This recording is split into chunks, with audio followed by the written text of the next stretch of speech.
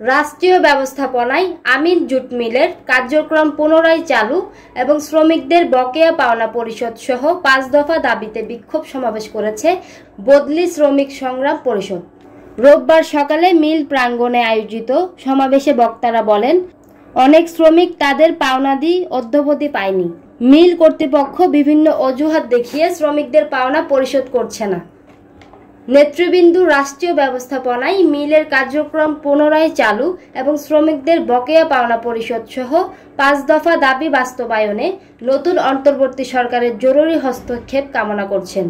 সমাবেশে প্রধান অতিথি ছিলেন সংগঠনটির উপদেষ্টা ও 7 নং পশ্চিম ষোলশহর ওয়ার্ডের কাউন্সিলর পদপ্রার্থী মোহাম্মদ আনিসুর রহমান চৌধুরী। বিশেষ অতিথি ছিলেন বাংলাদেশ শ্রমিক কল্যাণ ফেডারেশন পাঁচলাইশ থানা শাখার সভাপতি ডাক্তার মোহাম্মদ আমির হোসেন, আমিন পাটকল ওয়ার্কার্স ইউনিয়ন নন সিবিএ এর সাধারণ সম্পাদক মোহাম্মদ শামসুল আলম ও আমিল জুট মিলস সিবিএ এর সাবেক সাধারণ সম্পাদক আব্দুল খালেক। সংগঠনের ভারপ্রাপ্ত সভাপতি মোহাম্মদ শাহজাহানের সভাপতিত্বে ও সাধারণ সম্পাদক ফারুক আহমদ তানসেনের সঞ্চালনায় সমাবেশের সহসভাপতি মোহাম্মদ রুহুল আমিন, প্রচার সম্পাদক আব্দুর রহমান, শ্রমিক নেতা মোহাম্মদ ফখরুদ্দিন সহ আরো অনেকেই বক্তব্য রাখেন। আসলে দুর্ভাগ্য যে আমাদের যাদের বদলি শ্রমিক 85 জনের নাকি 35 জনের তথ্য আমাকে দিছে। কতজন? 480 জন। এই 480 জন বদলি শ্রমিকের টাকা এখনো পাওয়ার মতো কোনো আশার আলো আমাদের সামনে নাই।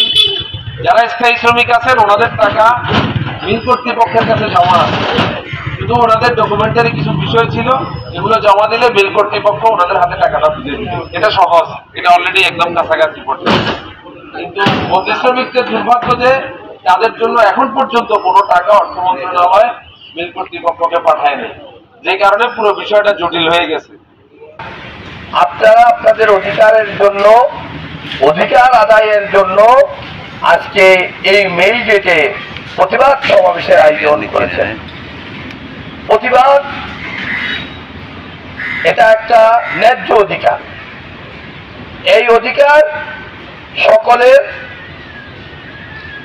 এটা সংবিধান সম্মত। প্রতিবাদ করবেন শান্ত সৃষ্টভাবে, কোনো কারণেই এই প্রতিবাদ যাতে ব্যর্থ না হয় সেদিকে আপনাদেরকে নজর রাখতে হবে। এবং আমাদের যে করোনা অবস্থা ছিল, করোনা ভাইরাস, সেই অবস্থায় বাংলাদেশের 26টি পাটকলে লকডাউন ছিল। পারমানেন্ট শ্রমিকেরা যেহেতু লকডাউনের টাকা পেয়েছে, বদলি শ্রমিকদেরকে সেখান থেকে বঞ্চিত করা হয়েছে, কিন্তু তাদেরকে সে লকডাউনের পয়সাও দেয়নি। যে মজুরি কমিশন দেওয়া হয়েছে, বদলি শ্রমিকেরা অতিরিক্ত কোনো পয়সা চাচ্ছে না, তারা পয়সা চাইতেছে তাদের মজুরি কমিশনের এরিয়ার টাকা। একটা সময় ৭৭টি পাটকল বাংলাদেশে অর্থাৎ পূর্ব পাকিস্তানে চলছিলেন, তারপর ক্রমাগতভাবে বন্ধ হতে হতে একটা সময় ২৬টা মেলে আসে ঠেকছে। কিন্তু অত্যন্ত দুঃখজনকভাবে বলতে হয়, বঙ্গবন্ধুর কন্যা দেশ শাসন করে যত রকম অপকর্ম আছে সব অপকর্ম শেষ করে সে শেষ পর্যন্ত শ্রমিক ভাইদের গলা দিয়ে। ইসরাত জাহান, প্রগতি 24 টিভি।